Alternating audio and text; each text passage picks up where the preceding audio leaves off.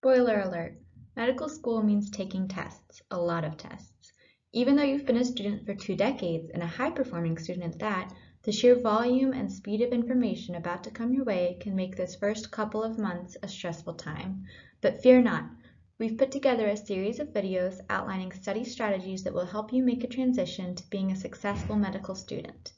These strategies, like the medicine you're about to learn, are well-researched and evidence-based.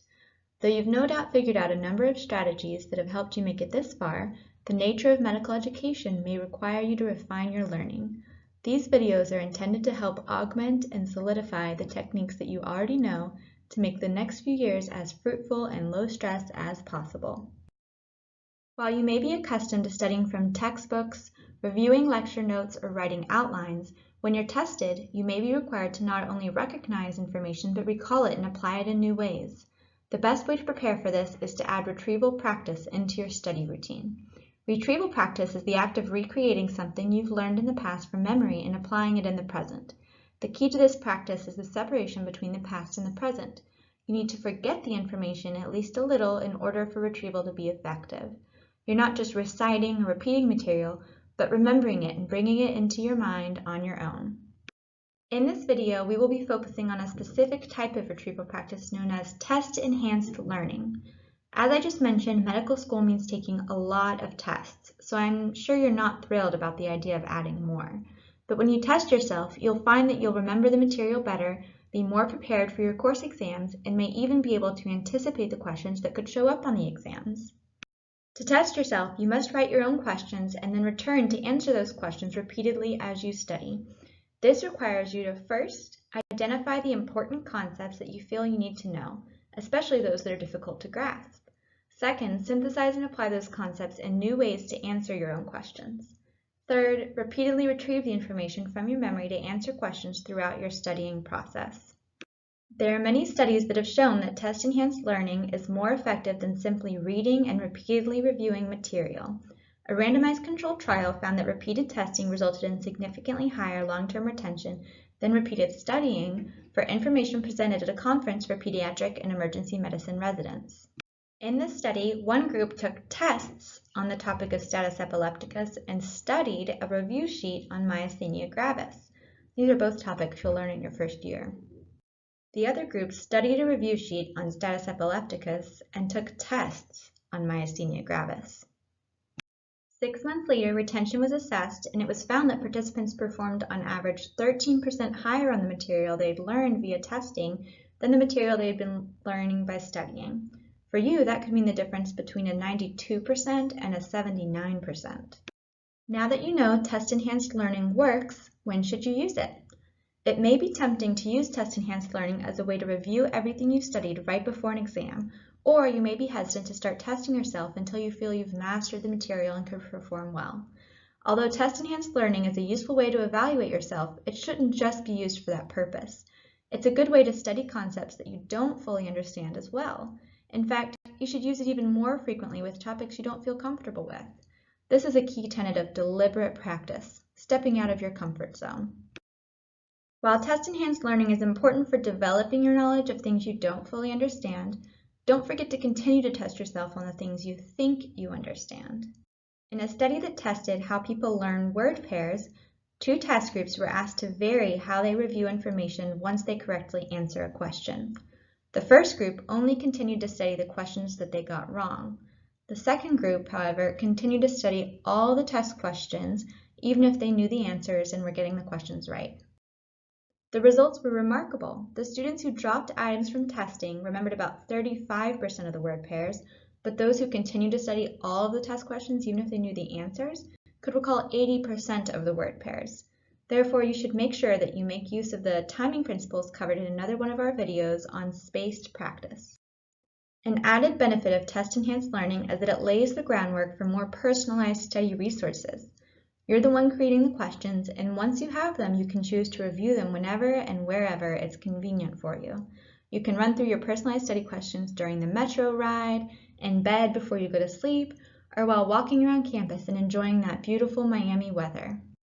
So now that you know what test-enhanced learning is, how important it is, when you can do it, where you can do it, how do you get started? Well, here are some principles you'll want to remember as you begin testing yourself. You'll want to be organized in the way you test yourself to make sure that it supports your natural memory processes. Each day after you attend a lecture or view it from the comfort of your home, try to briefly review the material on your own that same day and write some questions right off the bat. Since you've seen everything so recently, that's the best time to start reviewing it on your own, making sure you understood everything and synthesizing it a little bit more so that it actually sticks. After that, it's best to review the material and go over your questions in increasing intervals.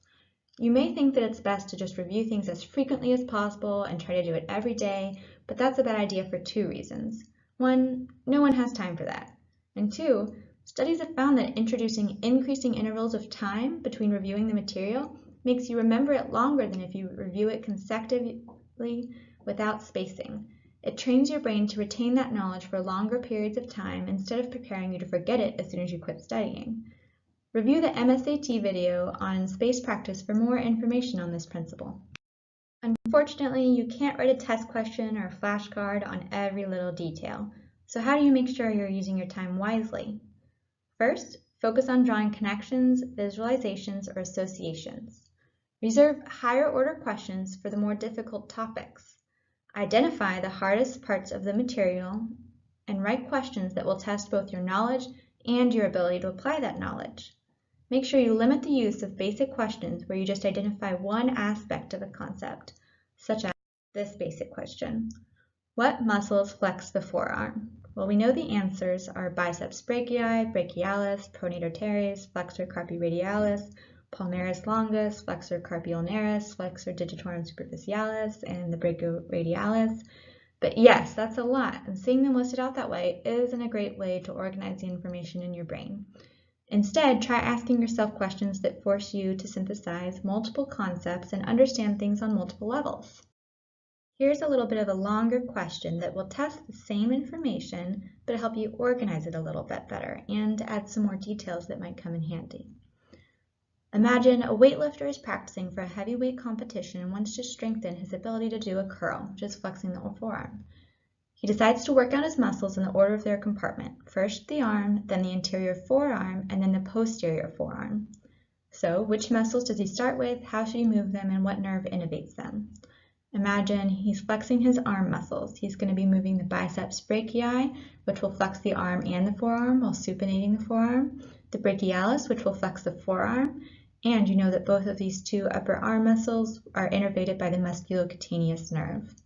In the anterior forearm, he has to flex the pronator teres, which will pronate and flex the forearm, the palmaris longus, which will flex the forearm and the hand, and the flexor carpi ulnaris, which will flex the forearm and the hand while adducting the hand.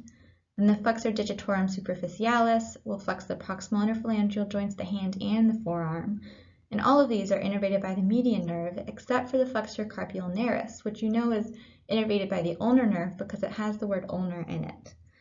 Then for the posterior forearm, he only has to move the brachioradialis to flex the forearm using the radial nerve, which you know innervates the brachioradialis because it has the word radial in it. Developing and answering this anatomy question will not only test your knowledge of the muscles that perform an action, but also force you to visualize someone utilizing that action, relate each muscle based on their position in the body, and recall the innervation groups in the arm.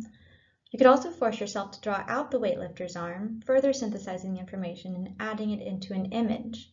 Make sure you save this kind of higher order question for topics that you have particular difficulty with, because it can be time consuming but effective. While it will be easier to write these kinds of questions on material that you're comfortable with, testing yourself on the things you already know is not a good use of time. So before you start writing questions, you might want to identify the hardest parts of the material and force yourself to write questions on that.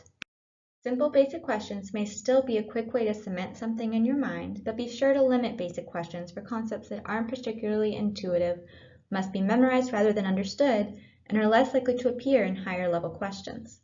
For other questions, you should refer to Bloom's taxonomy as a tool to remind yourself to employ some of the more challenging, but also more effective, levels of learning objectives, such as creating, evaluating, analyzing, and applying. So what if you don't want to do it alone? Great! Study groups are a great environment to use test-enhanced learning. You and your study partners can all come up with your own questions focusing on the material that is hardest for you personally, and then come together to test each other. Here are some tips on how to structure your test-enhanced group studying. First, make sure you decide ahead of time who will be writing questions on which material so you don't all cover the same topics.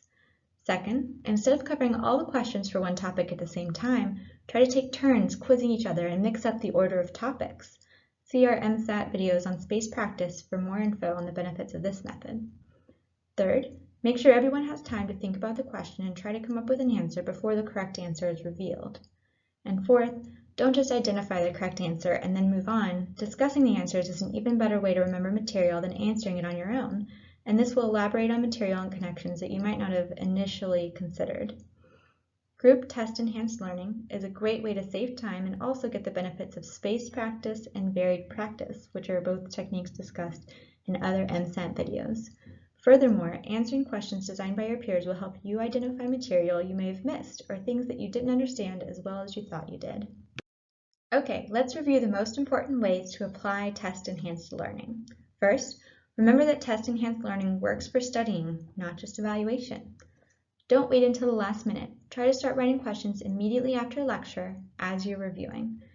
After you have your study questions prepared, you can take them with you to study anywhere at any time.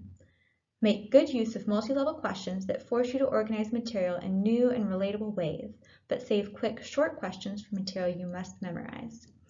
Test yourself on the hard stuff, not the easy stuff, and save time and expand your personal question bank by test-enhanced learning in a group or with a study partner. All right, now you're ready to test yourself. Good luck!